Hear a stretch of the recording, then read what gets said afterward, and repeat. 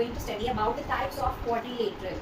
Now you will got to see कि हम ये वीडियो से हमें सबसे पहले फायदा क्या हो रहा है. सबसे पहले आप जितने भी टाइप्स ऑफ कोऑर्डिनेटर है अगर इनकी इमेजेस को अपने माइंड में बिठा लेंगे तो आगे आपको कोई दिक्कत नहीं आने वाली. समझ में? सबकी इमेजेस मतलब ये इमेजेस वेरी कर सकती हैं, लेकिन अगर आपके दिमाग में एक आइडिया बैठ जाएगा ना इमेज को देखिए, कहते हैं कि सुनने से ज़्यादा या लिखने से ज़्यादा हमेशा विजुअल जो होता है ना वो आपके दिमाग में ज़्यादा रहता है. तो इसलिए इन वीडियोज़ के थ्रू मैं ये जो पिक्चर्स हैं ये आपके दिमाग में बिठाना चाहती हूँ ताकि आपको इनकी प्रॉपर्टीज़ में आगे जब इनके क्वेश्चन सॉल्व करने होंगे तो आपको इनमें कोई दिक्कत ना आए. ठीक है, तो हम स्टार्ट करते हैं सबसे पहले हमारे टाइप्स ऑफ द क्वाड्रिलेटरल से. हमारी फर्स्ट टाइप है trapezium, second is kite, third is parallelogram, fourth is rhombus, rectangle and square. So we have 6 types of quadrilateral. ठीक है, इसके अलावा जो होती है वो इरेगुलर होती है, लेकिन इसमें हमारे पास ये रेगुलर टाइप्स ऑफ क्वाड्रिलेटरल है. ठीक है, और इस वीडियो को आप जितनी बार देखोगे उतनी बार आपका कॉन्सेप्ट दिमाग में रिवाइज होता जाएगा और जब आपको क्वेश्चन सॉल्व करने आएंगे तो आपको एकदम से समझ में आएगा वो उसकी पिक्चर ऐसे थी उसमें ये होता था, इसका मतलब ये प्रॉपर्टी के अकॉर्डिंग मैं क्वेश्चन सॉल्व कर सकता हूँ. ठीक है, अगर इमेजेस दिमाग में बैठ गई तो आपको दिक्कत नहीं आएगी, otherwise it is not so easy job. Okay, so let's start with the trapezium. Trapezium की इमेज बिठा लीजिए. This is a kind of this type of figure A B C D. इसमें क्या होता है, one pair of sides are always parallel. दूसरी हो ना हो लेकिन एक साइड आपको हमेशा पैरेलल मिलेगी. ठीक है, तो इसका मतलब A B is parallel to C. Got it?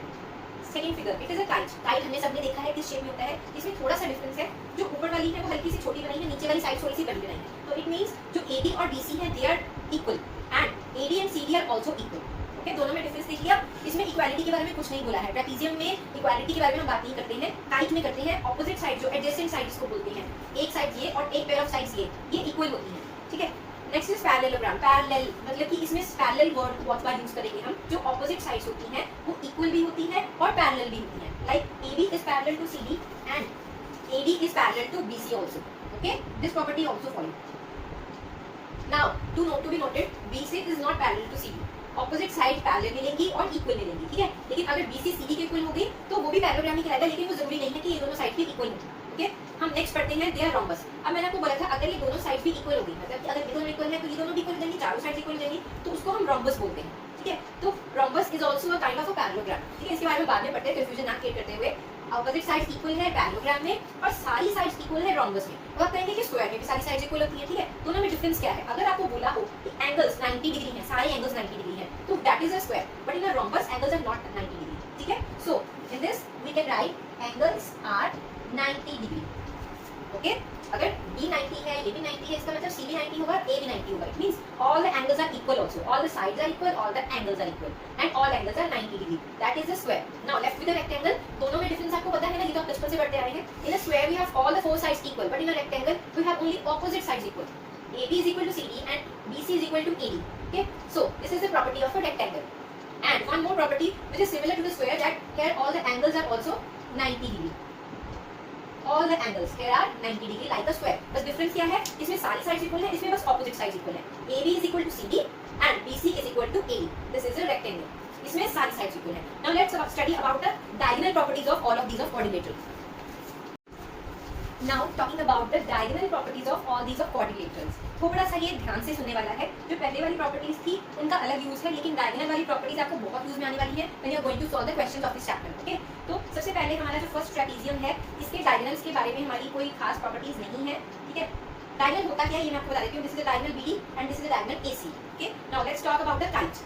Kite की जो डायगोनल्स है थोड़े से इंटरेस्टिंग है और थोड़े से यूजफुल भी हैं आपके क्वेश्चन सॉल्व करने में. अगर आपकी फिगर में उन्होंने बोल दिया इट इज अ काइट, अब इट इज अ ट्रेपेजियम, तो आपको कोई फायदा नहीं होने वाला. डायगोनल्स के बारे में हमें कुछ पता ही नहीं. लेकिन अगर उन्होंने बोल दिया इट्स अ काइट और एनी ऑफ दीस, तो आप फटाफट से ये वाली प्रॉपर्टी को अपने दिमाग में लेके आएंगे. ठीक है, तो फर्स्ट प्रॉपर्टी जो इसकी है हमने ये पढ़ी थी, AB equal to BC, adjacent sides equal है.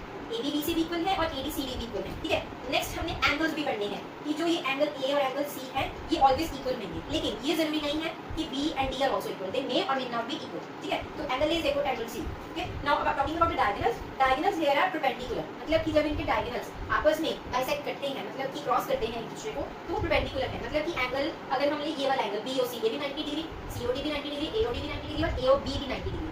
Clear? Next property is one of diagonals bisect each other, मतलब कि only one diagonal, that is AC और BD में से एक डायगोनल है जो हाफ हाफ होगा. अगर आपको क्वेश्चन में दे दिया कि AO is equal to OC, तो इट इज नॉट देयर कि BO is equal to OD. It is not possible. Okay, AO is equal to OC is only the option. अगर question दे दिया BO इक्वल टू OD, तो AO OC equal नहीं होगा. मतलब दोनों में से कोई एक ही डायगोनल होगा जो हाफ हो जाएगा. ठीक है, अदर डायगोनल की हम श्योरिटी नहीं दे सकते. Now we can write AO is equal to OC.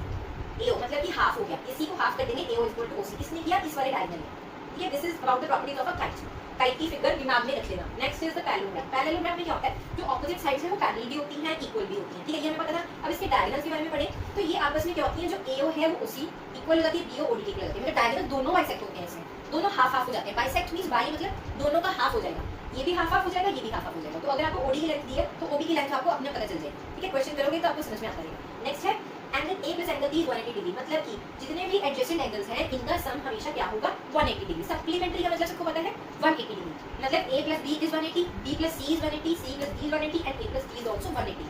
Supplementary मतलब दो एंगल्स का सम जो है वो 180 डिग्री, ठीक है। This is about the parallelogram. Next is a rhombus. Rhombus में भी सेम है, जो डायगोनल्स है वो बाइसेक्ट करनी है, ठीक है, AO OC BO equal to OD, क्योंकि ये इसी का ही एक टाइप है। इसमें एक प्रॉपर्टी ज्यादा है, इसमें भी यही होगा कि जो एंगल BOC है ये डायगोनल्स क्या करेंगे, बाइसेक्ट करेंगे, और परपेंडिकुलर बाइसेक्टर भी बोलेंगे रोम्बस में भी। बस दोनों में डिफरेंस क्या है, इसमें सारी साइड्स इक्वल थी, बाकी सारी प्रॉपर्टीज डायगोनल्स की इसमें भी फॉलो होती हैं। सिमिलरली सारी प्रॉपर्टीज इसमें भी फॉलो होंगी कि AO equal to OC BO equal to OD, ठीक है, और ये वाला एंगल 90 डिग्री होगा, बीच वाला कोई भी बीच वाला एंगल ले लिए 90 डिग्री होगा। Similarly for a square also all the properties follow, सारी साइड बीच वाली भी इक्वल है, बाइसेक्ट OD है, सारे एंगल्स भी 90 है, और जो डायगोनल एंगल बना रही है वो भी 90 डिग्री है। अगर 90 डिग्री है तो इनका सम एट दैट एंगल का सम भी 180 डिग्री होगा, ठीक है। तो these are all about the properties of all the types of a quadrilateral. Thank you for watching. If you have any doubt in any of the questions or in any of the properties, you can always comment. Thank you.